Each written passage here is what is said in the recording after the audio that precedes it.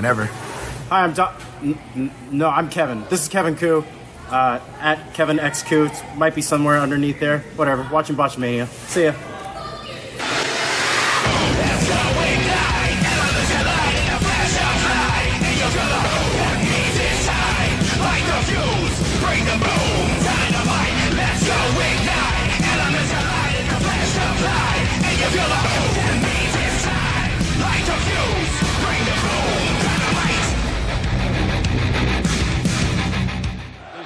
In their 20s, homegrown products in AEW, self-proclaimed 2 of the 4 pillows of the company, as we alluded to earlier.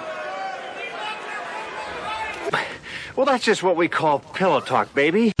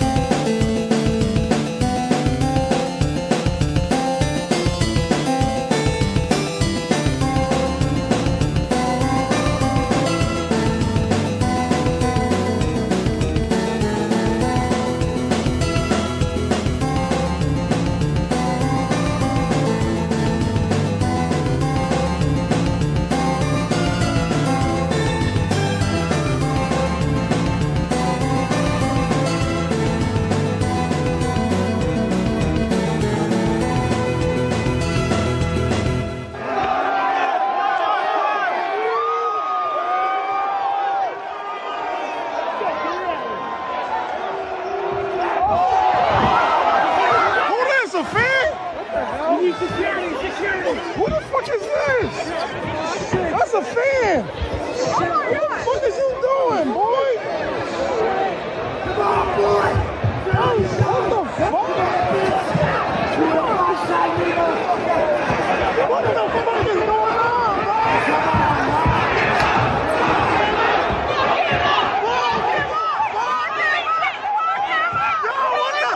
Come on, what the fuck?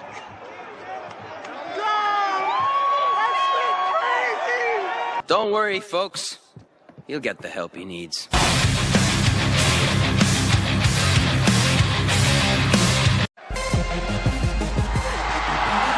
Oh my! Could it be? It is! It's gas time! Charges in, but Danielson shuts the body of his own. This is one of the great traits of a Daniel Bryan offense. And by God, I meant to say Bryan Danielson. I know what you meant to say. Leave me in the woodshed. It's champion versus champion, and it's Charlotte Flair with a moonsault. Didn't get all of it. As we look once again at Flair soaring through the sky. Didn't get full maximum impact, but the elbow caught Lynch under the chin. Because you have just enrolled yourself into a college your parents cannot afford. You talk too much. You talk too much. You never shut up. I said you talk too much. Oh boy, you never shut up. Yeah, just like me. He kicked through the head of Luchasaurus. Adam Cole lands one. Look at the bodies. It's kind of 3-on-1 right now. Matt Jackson shredding the chest of Dan Lambert.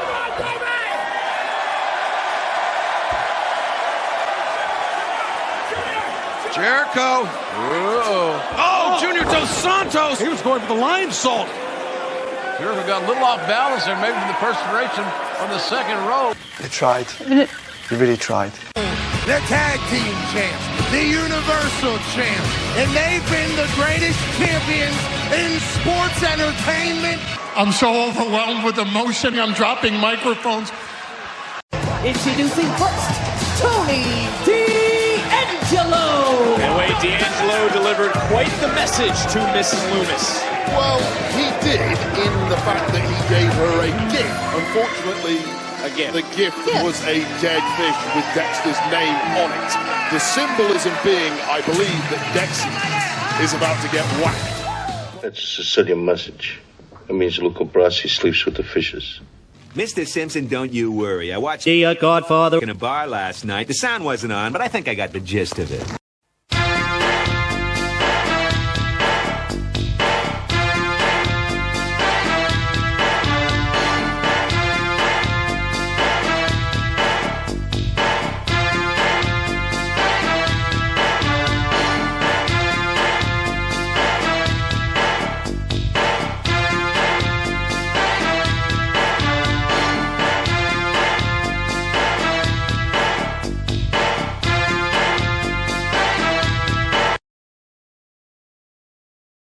These are sex people.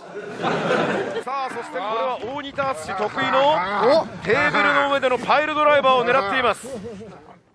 黒田ですねこれね。さあその黒田を黙らせておけばあとはI've had the absolute honor. I can barely get the words out. This is so exciting for me. I've been so looking forward to looking you right in the face to tell you, I am the table. Acknowledge the table. Speaking of tables, get the I Am the Table official Botchamania figure inside December's higher tier Wrestle Crate. Take out your Wrestle Crate subscription today until December 12th at WrestleCrate.co.uk to get it. Plus, loads more goodies, including exclusive Botch Club Brother t-shirt, wrestler autograph, and more. 150 lucky subscribers get the rare Blue Brand Chase Fairing figure. Ooh, isn't that nice? Enter code Botchamania when you subscribe to get a free bonus item. Adverts. Is there anything you've ever said on commentary that you wish you could take back for any reason? Oh my God, probably every week. Like I said, I never go out there to do anybody any harm. There's a lot of times I put my foot in my mouth. I mean, naturally, sometimes I speak more than I think. And sometimes my tongue moves way faster than my brain does. Having this conversation, I do remember a specific instance. It was when The Undertaker did his retirement ceremony. I believe it was last year at this point. Yep. The official ceremony. And Michael Cole and I were back at the kickoff desk doing the voiceover for whatever was happening in the ring. And they were talking about The Undertaker's history. And I believe it was with Diesel when Kevin Nash came out. And Michael Cole said, was once one of The Undertaker's victims in The Undertaker's 21-0 WrestleMania winning streak. They actually battled all the way back at WrestleMania 12. And I corrected Cole because I was so sure that that wasn't the year that it happened. I believe it was WrestleMania 11 or 13. It was not 12. Okay. Thank you. And I went, oh no, we're live. I said that, and I just realized that I'm wrong. And Twitter, of course, let me know instantly that I was wrong. And it was in that particular instance, just because of the admiration and respect I have for Undertaker, that I wanted everything to be perfect. That's why I almost looked at Cole like, Cole, you idiot, that wasn't the year. And then I realized it's Michael Cole. He's usually not wrong about these things. I should have just trusted the boss in that instance. But yes, that one I wish I could take back. But I think they edited it out, so not the end of the world. I'd like to correct myself. You were correct about WrestleMania 12. Before the internet eviscerates me.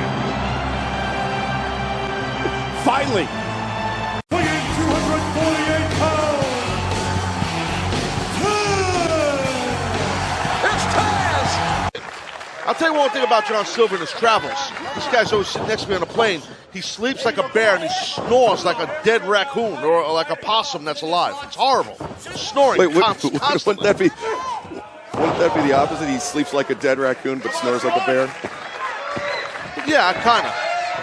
Okay. Similar. Well, Silver makes the tag. Reynolds comes in. I boot. Hi, my name is Andrew, off of the Cultaholic Wrestlings here, there, and everywhere on the internet. And I'm here today to read to you an excerpt from Eddie Guerrero's 2005 autobiography. So strap yourselves in, and come on, let's go see what Eduardo's got to say. Come on then. On May 27th, we went up to Chris Benoit's hometown, Edmonton, Alberta, Canada, to do Raw. I was just chilling out backstage, wondering what I was going to do that night. When the agents put up the sheet, listing the lineup for the show, I saw that Rob and I were going to be the main event. My eyes lit up, but then I noticed that next to our names, it said ladder match. Oh, great, I said. Thanks for telling me in advance, guys. I immediately flashed back to my ladder match in WCW with X-Pac. It wasn't the shits, but it sure wasn't a classic. The problem was that we had no idea what we were doing out there. I promised myself that this time, I'd be more prepared. Of course, Rob and I were both kept busy all day and never really got a chance to sit down and work out what we were going to do out there. Before I knew it, it was showtime. I got worried and spoke to Benoit. Chris, what do I do? I'm not really comfortable doing this match. Just be Black Tiger, he said. Just do what you do best, and you'll be fine. All of a sudden, I heard my music, and that was that. I didn't have time to think about it anymore, and as I was going through Gorilla, people were barking stuff at me. Don't forget the finish! You've got 20 minutes! But I could barely hear them. Rob and I started out slow, using old school psychology and really letting it build. For example, I wrapped Rob's leg around the ring post, then smashed his knee with a chair. The psychology being that if I damaged his leg, it'd be harder for him to climb the ladder. I smashed your knee to obliterate. There is no way to make a ladder match not hurt. How can you? It's 14 feet of steel. All you can do is take it. As the match progressed, everybody's advice was running through my head. I did what everybody had told me. I just kept going. Even when things went wrong out there, I didn't stop. The ladder broke twice. Referee Earl Hebner kept telling me different times, so I thought we were in break when we weren't. I busted my inner lip in the middle of the match when Rob laid the ladder on top of me, then did one of his patented split-legged moonsaults onto me. One of the steps hit me right in the mouth. Boom! I thought I'd lost my teeth. The worst thing to go wrong was when some fan decided to hop over the barricade and interfere in the match. I've got no explanation for why he did it other than he must have been crazy. Though that kind of thing has happened to me so many times, this time it was different. If I hadn't seen him coming, there's a good chance he could have broken my neck. I was starting to climb the ladder when I saw this guy coming at me out of the corner of my eye. He was wearing a jersey, just like the kind Crash Holly, God rest his soul, used to wear. I honestly had no idea what was going on. My first thought was, what the hell is Crash doing running in on this match? Did the office send him? Thank God I spotted him, because I was able to leap off the ladder just as he flung himself into it. I landed on my feet and realised that it wasn't Crash. It wasn't one of the boys. It was some idiot fan. Okay, it's on, I thought, and got ready to deck the guy. Fortunately, Earl Hebner ran over and grabbed him. I quickly pulled my punch so as not to hit Earl. The guy was lucky, because if that punch had connected, I would have hurt him. Before I knew it, security had hustled the guy out of there, and I went back to the business at hand. My mind was so focused on the match, I didn't have time to stop and think about what had happened. Even with an interruption like that, I just kept going. And that is that, everybody. Thank you so much for being here, and thank you so much for watching too. And please, always remember that the critically acclaimed MMORPG Final Fantasy XIV has a free trial and includes the entirety of A Realm Reborn and the award-winning Heaven's Door expansion up to level 60 with no...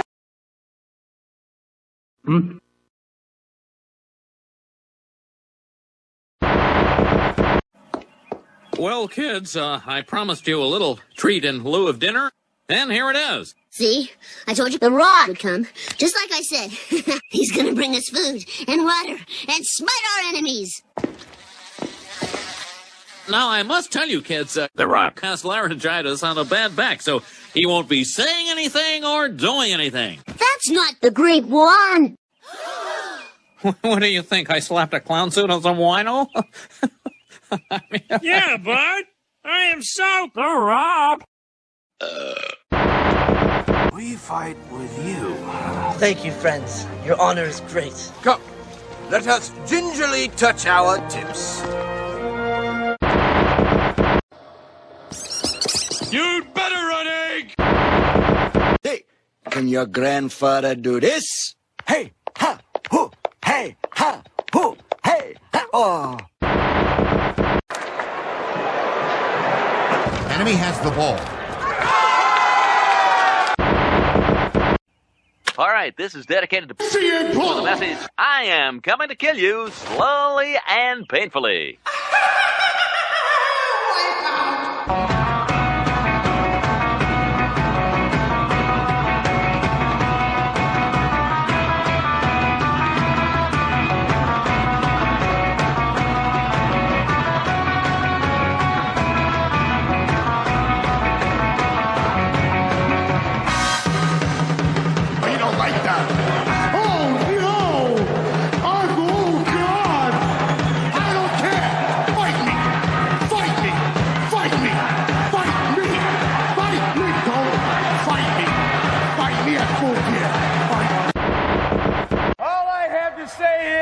Our partner is going to shock the world because he is none other than the Shock Master! All right.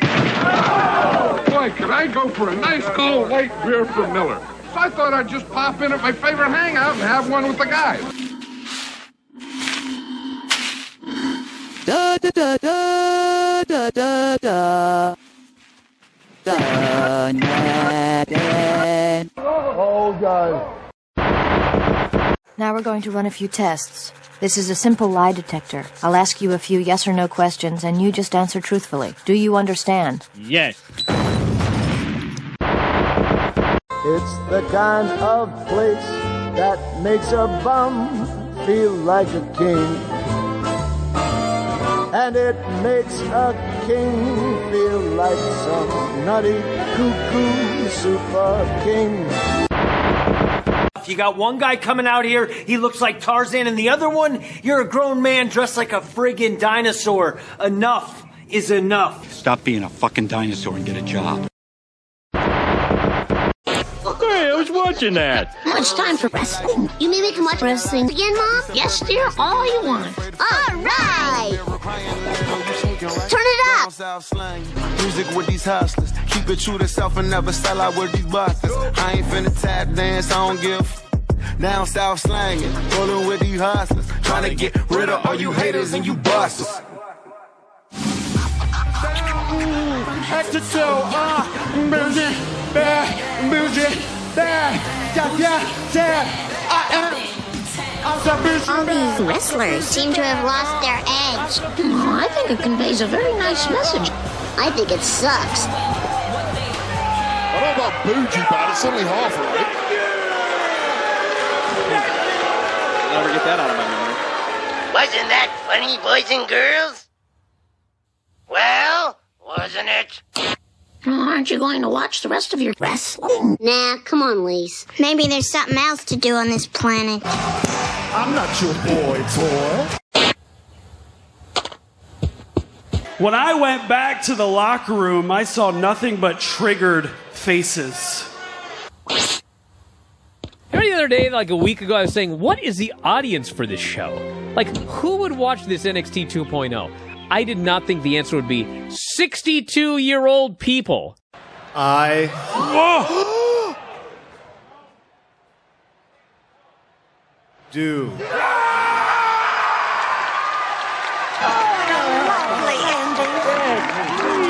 Is Shitstain booking this Jerry Springer shit? Come on, get up. You've been warned. Fucking